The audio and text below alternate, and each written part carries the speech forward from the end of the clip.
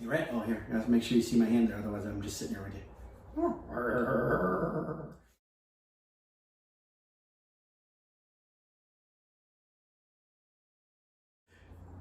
Hello again from my front porch. Oh, look, I'm not alone here today. I have a guest. Now, I know what you're thinking. Paul, wait a minute. This is coronavirus time. We're supposed to be on, house arrest and 6 feet. Sorry, 6 feet. 6 feet. 6 feet gap, between each other. There is not 6 feet here. I know you're very smart people and you could figure that out really quick. But see, I'm making a little extra. I am doing a really good job of staying home and avoiding stuff and people, which actually is surprisingly not all that hard. It's actually kind of nice. But there is one person, especially in particular, that I have no desire to want to avoid. In fact, I actually want to find as many opportunities as possible to actually get to hang out with her, and that is the lovely Lisa Westerman. Hello. Hello. I wanted to introduce you all to Lisa because Lisa is my girlfriend. Yeah. Well, I mean, I call girlfriend is a technical term, but I feel a little funny, at this age, I'm having a girlfriend. She's my lady friend, but that just doesn't. I don't know. It sounds weird. That almost sounds like it's a part-time friend. Yeah. But no, yes. And I don't know if you can tell, but it makes me very happy to say yes. She's my girlfriend. Yes, and hopefully it makes you happy too. It does, absolutely. So I wanted to take a moment to introduce her to all of you because it's funny. There have been several videos that I've done here, especially recently, about we're just in the course of doing the video. I kept wanting to make reference to having been at Lisa's house, or Lisa and I were, or my girlfriend and I were, and I'm like, see, it'd be really weird just to slip that in and have everybody be going, what? Now, if you follow me on Facebook, if we're friends on Facebook, you probably saw my relationship status, and this is and the many pictures. And the many pictures, the axe throwing, right. that was pretty good. But I recognize for the front porch stuff, not everybody is a friend of mine on Facebook. In fact, I probably have people on Facebook that wish they weren't friends of mine on Facebook. But so anyway, because I plan to reference Lisa quite a bit from now on, Be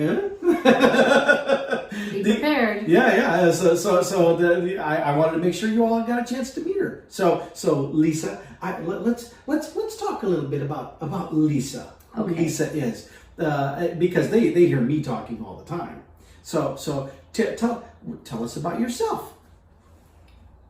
Well, I stumped her. I didn't give her a chance to prepare for this. So, my name's Lisa. Obviously, I have two kids. Good start. Yeah. I have two kids. I have an 18-year-old son and I have a now 10-year-old daughter that are both home quarantined with me. Yeah. And I work as a preschool teacher with Drake Head Start. So I would normally be teaching lots of fun little faces every day, but right now I'm kind of doing a program from home, working with the families and keeping in touch. And my life is not near as exciting as it usually is most days. So it's exciting in different ways. It's exciting in different ways, but a lot more computer watching and TV watching and trying to entertain the 10-year-old. Who is brilliant, by the way. She's very, very smart. She's smart. She's also in the other room and probably listening to everything. I'm sure she is. And if nothing else, she's going to want to watch this afterwards and be like, I want to see. What did you guys say? She probably wondered if we said anything about her. Well, no, not at all. No. So, and you're going to see, Lisa, there's some other things that we're going to be doing. I already have talked about some other episode stuff that I'm going to involve her on, and play into her specialty of working with Head Start kids, because the Head Start kids have a whole lot in common with the people who watch my videos. Oh yeah? Yeah, kind of the same mental level. But we were actually just joking a little bit ago that you gotta find humor in all of this stuff where you can find it. And we were joking a little bit ago about how it is kind of ironic that right now I normally would be traveling a lot, and I was traveling like every week, not the entire week, sometimes a couple of days, but still traveling every week. And now I'm not traveling at all, and so we actually get to spend more time. There's more opportunity for us to see each other now than we would have had if I was traveling. If this was now, we also again are both very mindful about the whole keeping distance, the social distancing thing from everybody else. But we've been both working from our homes and have had very little contact with the outside world. And about the only one we are having contact with is each other. Yep. And we've also talked about if the state of Iowa goes on to the mandatory lockdown thing that says you're restricted to your home and you can't go anywhere except absolutely crucial, necessary places. Like, okay, how do we sign that up at each other's houses in absolutely crucial, necessary place? Otherwise, one of us is working from each other's houses. Now I got to tell. I've got to explain something else because again, people that watch my little goofy little blog thing here. Sorry, I have. The more we're told not to touch your face and your nose, the more my nose has never itched as much as it has since this all began. It's a mental thing. Yeah. But I had actually done whole episodes about why I wasn't looking for anybody, why I was not having a relationship, why I was not dating, because it wasn't the right time, because I was traveling so much and I was focused on work, and it'd be totally unfair to start a relationship with somebody and all of that stuff. And before this virus thing happened, that was still my world. All of a sudden, boom. Now, and so I want to give you a little snippet as to why and how this all happened. Now, actually, we met at my birthday celebration in October last year. Yeah. She was there as a guest of the individual who was singing at my birthday party, who is a friend of mine, and she was actually dating him at the time. and swear to God, those of my friends, the close friends who were there, they know, they heard me say this, that when she was there, I made the observation that it's like, wow, that she's like the perfect kind of woman, that she's like everything that I look for, and now she's not available though because she's dating this other person. Where do I find a woman like that? I want a woman just like that. Well, then they weren't dating anymore, and now we are. 7 months later. Yeah, so a few months later, it wasn't like boom right away, but I found out that she was available, and we thought, she indulged me. I asked her out, and she indulged me. Okay, fine, I'll let you take me. And then we went to Smash Park. We did for our first date here in Des Moines, which is, for those of you that don't know Smash Park, it's an activity place where you go and you do activities, and there's food and drinks and stuff. And what did we wind up doing that all night? We were there for like 3 or 4 hours. What did we wind up doing? We sat and ate and had some drinks and talked the whole time, which we're very good at talking. Yeah. Both of us. Yeah. And we had been doing a lot of messaging back and forth before, up to that point too. But then, I don't know, there was just something, it's like that night, it's like, boom, there's like this bolt of lightning, and it's just, when we parted and we're done with it, I was like, wow, and I haven't stopped wowing ever since. So again, I wasn't looking for anybody. Seriously, was not looking. I wasn't even really going on dates per se, and it's like, because no, I was busy with other stuff. In fact, I wasn't even going out social as much as I used to. I was increasingly just staying home and working and watching TV and doing stuff and all that kind of stuff. And then apparently, when you let your guard down, but you have a similar story too. I do. I thought you said that you were like, no, I'm not, no, I'm done. Oh well, yes. On that note, yes. thought you were referencing something else, and No, I wasn't no. sure. Yeah, because I'd been dating here and there and gotten very frustrated with a lot of men, and Understandable. yeah, been online dating, which is a nightmare, and the people you run into are not as sincere as you think they are, or they say they want one thing and they really don't, and you get just very frustrated, and They tell you what they think you want to hear. yes, and so you just say, I give up, because it's not worth it anymore. And so I would take big long breaks and try it again and get the same disappointment again. So that had been my dating story for the last couple of years. And I'm glad to say, though, that we didn't meet online. There's no online dating here. So it all started from your birthday party. Yeah, we weren't fixed up. Nope. There wasn't a blind date. It wasn't a, I mean, technically we met at a bar, but that's only because we met at Merle Helene's, where in the lounge area where my birthday party and then the music was being done. But we weren't. It wasn't like, you know, people say, well, we met at a bar. It wasn't that kind of. It was as random and chance and happenstance as they come. Very true. And if it hadn't been for that moment, it's entirely possible we never would have crossed paths. Probably not. Because, not in our line of work, no. not with who we hang around with. And because, you know, we do have a lot of similarities, a great many similarities, Yes. in fact, but we do have a few distinct differences. In fact, some of you eagle-eyed individuals, like my sisters especially, they may have already noticed something on her shirt here. I did that for a reason. Yeah. I should have told you to put on your Iowa State. Well, you know, I thought about it, but then I thought that, you know, I didn't want. Although I am wearing these. See,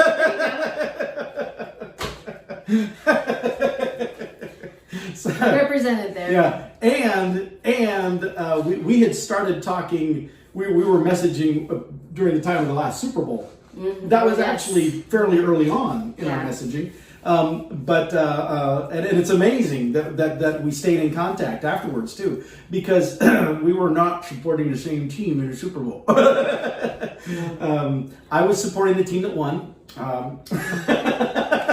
And my team decided that they were going to give up the last 10 minutes. So It was a good game to watch, but it was interesting. The Super Bowl this year was I was excited about it at first because I was going to go to my friends Mike and Julie Sweats that I went to every year, and we would watch the commercials and ignore the game, and have lots of great food. Because Julie, she's like a little Martha Stewart, you know, and does all this cool stuff. But this year I was like, oh, I'm gonna go to Mike and Julie's and enjoy all that stuff, and I'll actually want to watch the game because the Chiefs are in the game.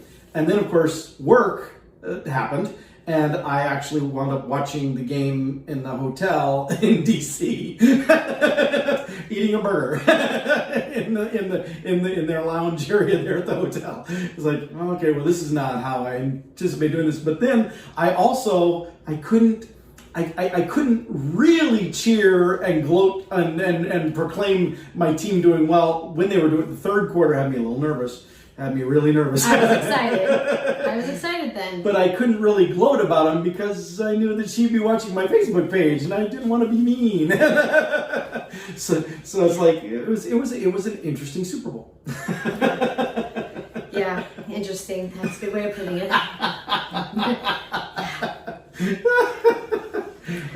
So one of the few Iowans that was not going for the Chiefs. Yeah, but now explain why you like the 49ers. So the 49ers is my team because I am from California. I was born there, and my whole dad's side lives there. Well, some of them have moved, but they're mainly from there, and my mom's side is from here. So when it got to the point, my teenage years, to pick a team, because that was the cool thing to do, I didn't want to be like everybody else in Iowa, so I went back to my home roots and chose to be a 49er fan. Good for you. Yeah. And the colors look good on me. Yeah, well, every color looks good on her, though. That's just. And by the way, the red hair, that is natural. Yes, and so is I'm told the Irish temper that goes with it. Yeah. I haven't seen it. Thank God. But on a good note, at least my hair is natural because there are no salons open right now. So I would be having a lot of problems trying to dye my own hair. So thankfully I don't have to worry about it. Yeah. Well, and you know, they just extended that another week, didn't they? To like April 7th, April 6th or 7th here in Iowa, that those places closed. I was just about to go in to get a haircut, and now and I've been joking that I'm going to look like Doc Brown from Back to the Future. You know, it's going to be all find some clippers. Yeah. Buzz it right off, buddy. May come down to that. Now, I do also, just in case you notice in her hand gestures, I do also want to point out this right here. I am not responsible for that.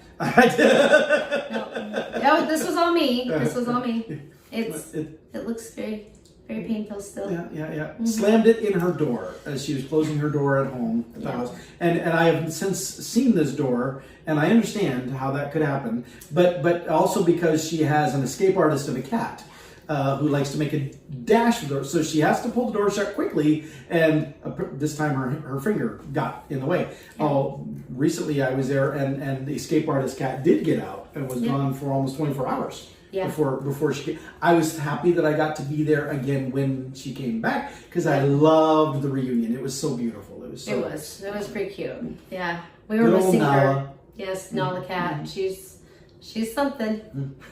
But she escaped out because we thought we had the door shut, and we did not. But I've seen this door now. I understand how this happens. And even the last time I was there, Nala did not escape, but she was like locked and loaded and watching the door. Oh yeah.